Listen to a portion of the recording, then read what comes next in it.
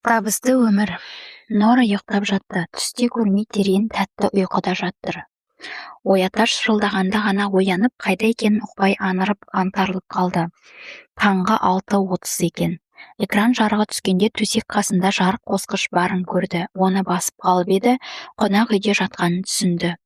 Жұмсақ төсек, сәнді жиһаздар, көкшіл түсті бөлме, қымбат жабдықтар, қабырғаға сезон стилінде салынған алмасы бар. Әлде алмұрт па? Картина ілініпті. Төсек жанында жартылай ішілген газдалмаған минералды судың шөлмегі тұр.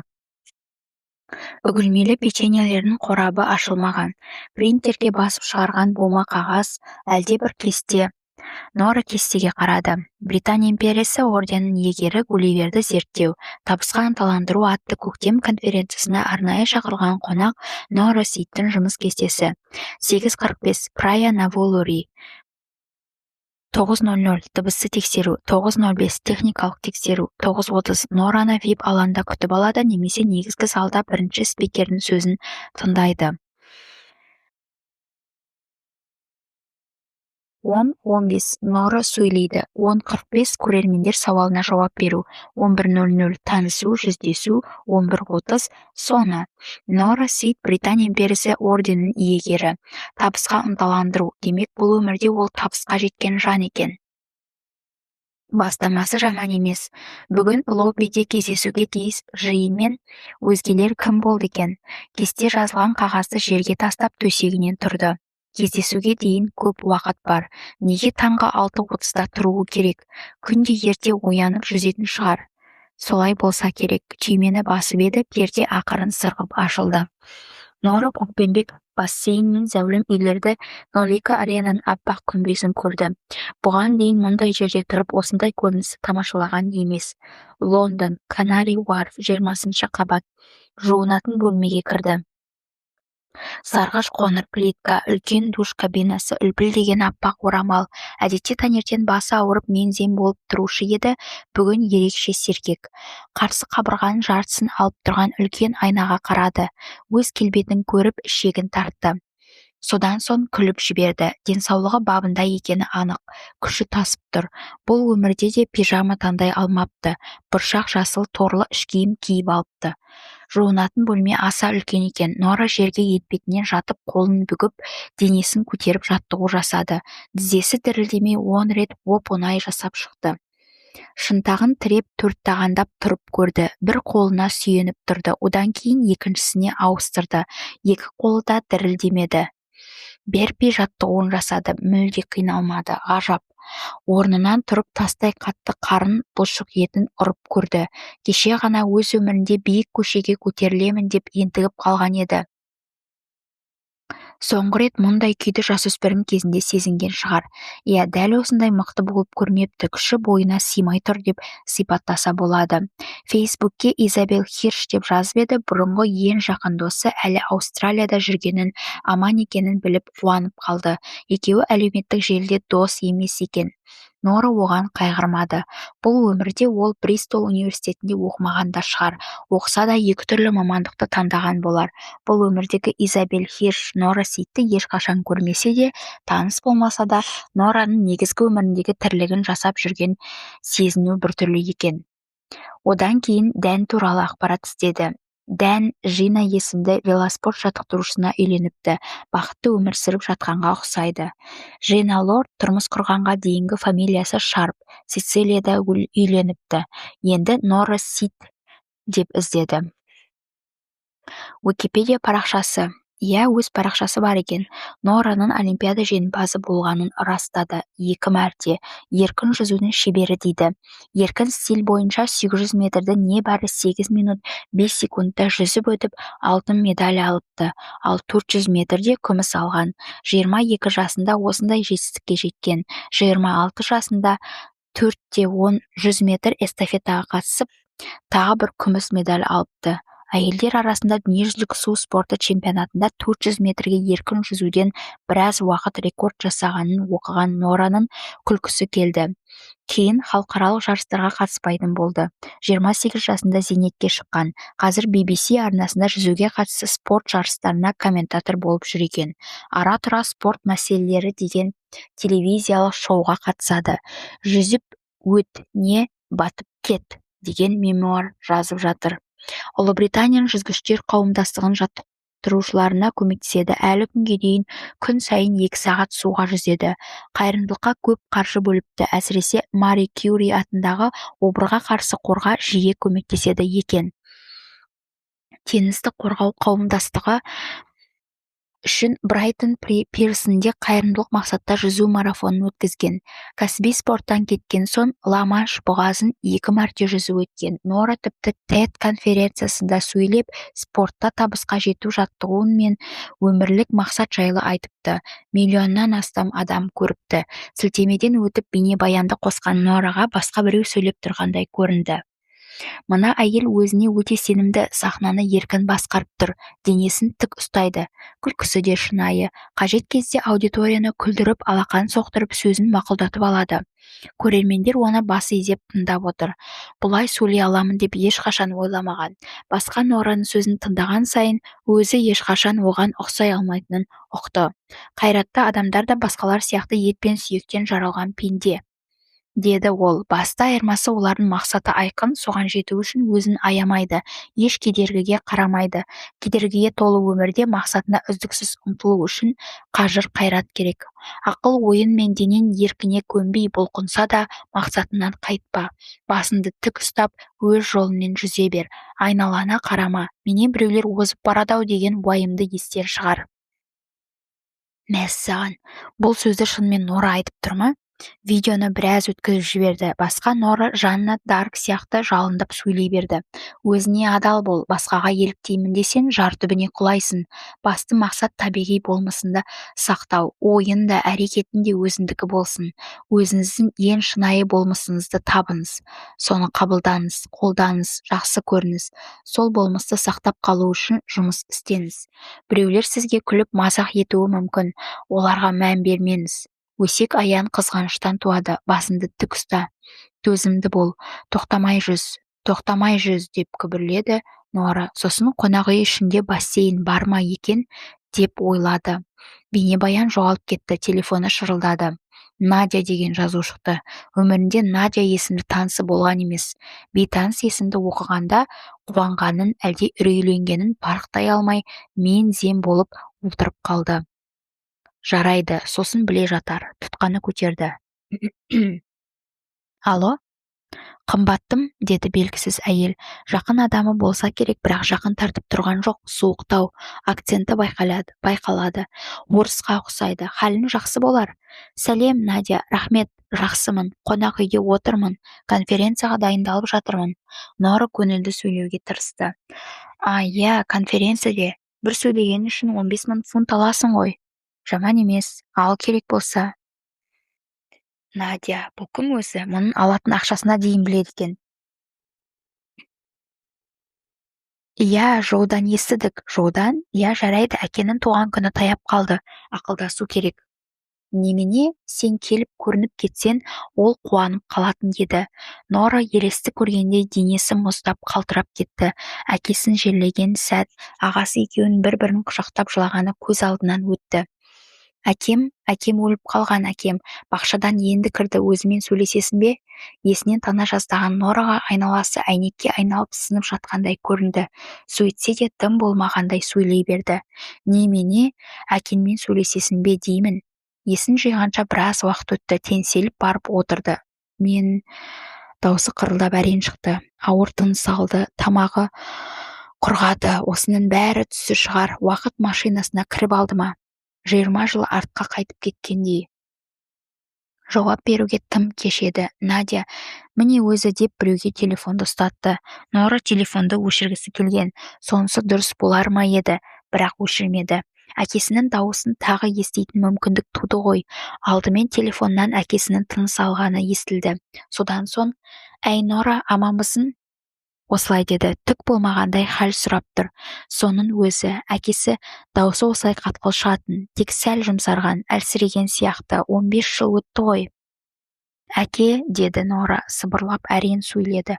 Расымен сен екенсің. Нора, саған не болды? Ыңғайсыз уақытта хабарластың ба? FaceTime арқылы сөйлесейік пе? FaceTime? жүзбе-жүз сөйлесу? Жоқ, бұл енді тым артық кету. Осының өзіне иланғысы жоқ. FaceTime пайда болған кезеңде әкесі тірі жүр дегенге сену қиын, тым қиын. Әкесі сымды телефондар дәуірінің адамы емес пе еді? Өлер алдында электрон пошта мен мәтін хабарламасы сияқты жаңалықтарға әрең ілескен. Жоқ, деді Нора, әшейін ойланып кетіппін, ойым басқа нәрседе еді. Кешір, қалың қалай? Жақсы.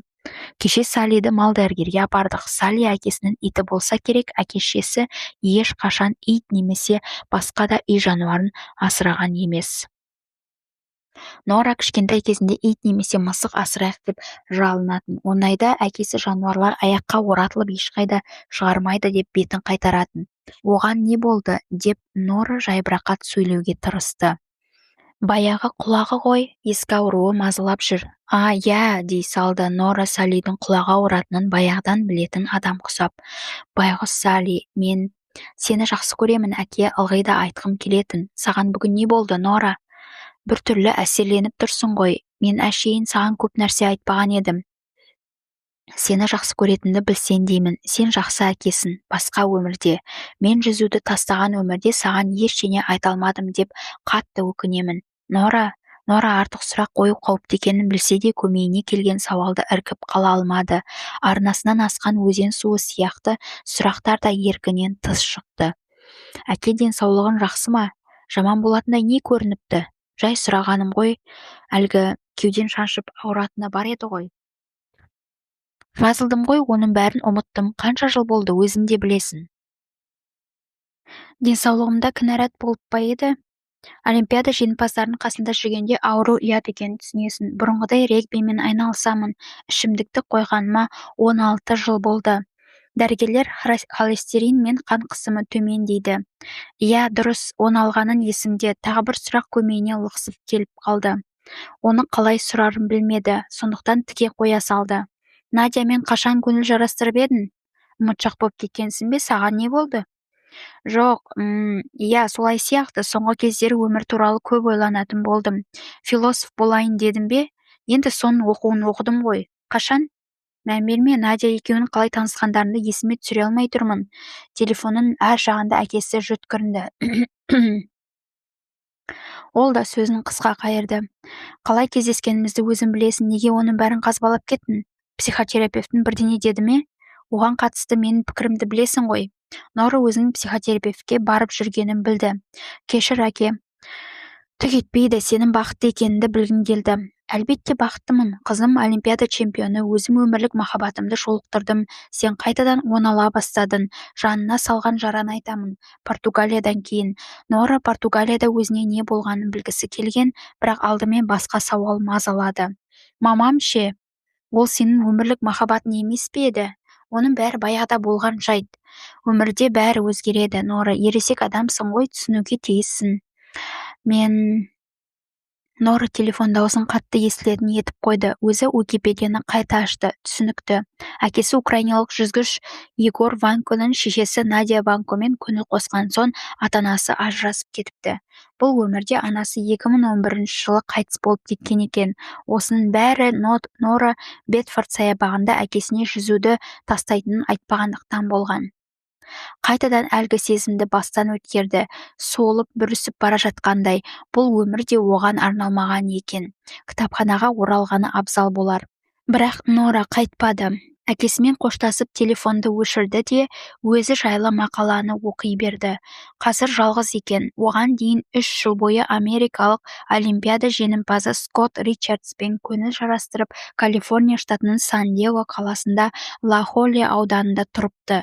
Қазір Лондонның батысында тұрақтаған. Бетті оқып болғасын телефонды қойды да бассейн іздеді. Бұл әлемде өмірін арнаған ісімен айналысып көрмек. Өмірін тек жүзуге арнағаны түсінікті болды. Суға жүзгенде конференцияда сөйлейтін сөзі жайлы ойланар. Суға түскенде көңілі көтеріп сала берді. Айтар сөзін жұптай алмаса да, әкесімен сөйлескенде қобалжыған көңілі орнына түсті. Бассейнді жалғыз иелегендіктен әрі-бері еркін жүзді. Судан басқа ештеңені ойламады. Денесі қуатты, мықты екенін сезінді. Нағыз жүзу шеберіне айналғаны анық. Соны түсінгенде бойына тың күш құйылып, әкесінен естігені мен алдағы айтатын сөзін уайымдауды қойды. Алайда жүзген сайын көңіл күйі өзгере берді. Бұл әлемде жыл өткен сайын әкесі ырықты орнында, шешесі әлсіреген екен. Соны ойлаған сайын әкесіне реніші артып, қаттырақ жүзді. Бұған дейін ата-анасының ажыраспау себебін екеуі де тым тәкаппар болғанынан деп жорып келген еді. Екі жаққа кете алмай ыза мен ренішті іште сақтап балаларынан өшін алатын. Әсіресе Нора көп жапа шекті. Оларды қуантсам, мақтауына лайық болсам деп суға жүзді.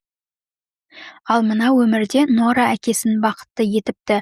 Жеке өмірін, музыкаға деген махаббатын тәрк етіп, Олимпиада медалын алуға жетелемейтін арманның бәрінен бас тартқан екен. Өзі қалаған өмірді сүрмепті. Ал әкесі болса Надя деген біреумен көңіл қосып, анасын тастап кеткен. Әлі күнге дейін Нораны адам санамайды, ашылып сөйлеспейді. Құрбандығының өтеуі құрып кетсін, яғни әкесінің осы өмірдегі тірлігі құрып кетсін. Еркін жүзуге көшкенде Нора әке-шешесінің өзін еш шарсыз, шынайы жақсы көрмегеніне өзі кінәлі емес екенін түсінді. Шешесінің құлағын қалқиып тұрады. Екеуі екі түрлі деуінен бастап, әр кемшілігіне қадалуы да Нораның айыбы емес. Жоқ, оның себебі Нора өмірге келмей тұрғанда басталған. Нора туғанда ата-анасының қарым-қатынасы суық тартып, отбасылық өмірі шатқаяқтай бастаса керек. Анасы күйзеліске түсіп, әкесі шөлмекті жұбаныш еткен. Нора бассейнді 30 мәрте ары-бері жүзген соң қызған қаны суып тынышталды. Сумен оңаша қалғанда көңілі орнына түседі. Бассейннен шығып бөлмесіне келді де теңіз түстес әдемі костюм шалбар тұр екен, соны киді. Шабаданын ашып ішіне үңілді.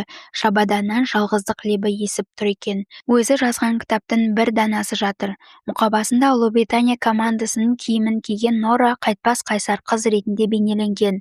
Төменгі жағында ұсақ қаріппен Аманда Сэндсмен бірге жазылған деген жазу тұр. Интернеттен Аманда Сэндстің спорт шеберлерінің кітабын жазып беретін елес автор екенін білді. Сағатына қарады. Лоббиге түсетін уақыт болыпты. Лоббиде мұны әсем киінген 3 жігіт күтіп тұр екен. Екеуін танымады, ал біреуі жақсы таныс. Ол костюм киіп алыпты. Бұл өмірде сақал-мұртын әдемілеп басып, шашын қиғаш айрық жасап алдырғаны болмаса, сол баяғы Жоу. Қою өскен қалың қара қасы ерекше көзге түседі. Италиялық қаның ғой, дейтін шешесі. Жоу! Ағасы мұның көргеніне риза сияқты күліп тұр. Ағаға тән шынайы ақжарқын күлкі. Қайырлы таң тілеймін, қарындасым. Жоу Нораның өзін ұзақ құшақтағанына таңданып, әрі қысылып қалды.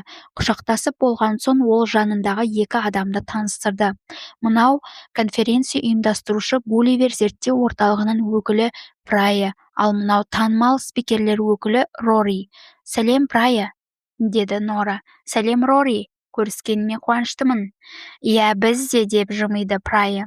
Келгеніңізге дән ризамыз. Бұрын көріспеген адам сияқты сөйледің ғой, деп күліп жіберді Рори. Нора сасып қалды. Иә, бұрыннан таныс екенімізді білемін, Рори. Қалжыңдағаным ғой. Әзілқой екенімді білесің. Әзіл түсінетін адам сенбісің? Қатырдың, Рори. Жарайды, деді ағасы бұған күлімсірей қарап. Сөйлейтін жерді көргің келе ме? Нора да күлді. Ағасы жанында тұр. 2 жылдан бері көрмеген, дұрыстап сөйлеспегеніне көп болған ағасымен бұл өмірде дос сияқты, тіпті мұны шынайы жақсы көретіндей. Орын деймісің? Иә, холл, сол жерде сөйлейсің. Бәрін дайындап қойдық, деді Прая елпілдеп. Сұмдық дәу бөлме, деді қағаз стақанға құйылған кофесін сіміріп тұрған Рори. Нора бас изеді. 3 жігіт оны сахнасы кен, көк түсті конференц залға кіргізді. Мұндаған орындық бос тұр. Қара киім киген техник жігіт келіп, қалайсыз? Жағаңызға тағайық па, гарнитура ма, әлде қолға ұстайсыз ба, деп сұрады. Түсінбедім. Қандай микрофонды қалайсыз? Гарнитура, деді ағасы Нораның орнына жауап беріп. Иә, гарнитура, дей салды Нора. Сол дұрыс болар, деді ағасы. Кардифтегі сұмдықтан кейін басқасына жоламаған жөн болар. Дұрыс айтасың, есімнен кетпейді.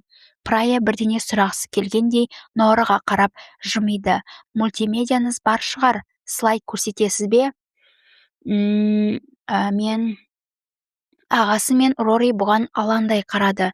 Ноора мұның бәріне сақадай сай болуға тиіс секілді. Иә, деді Ноора, ағасының қобалжыған жүзіне қарап асып-сасып сөйледі. Мен әкелмедім, ештеңе жоқ, мультимедиа көрсетпеймін. Үшеуі бұл шешімін құптамағандай қарап тұр. Ноора тек күле берді.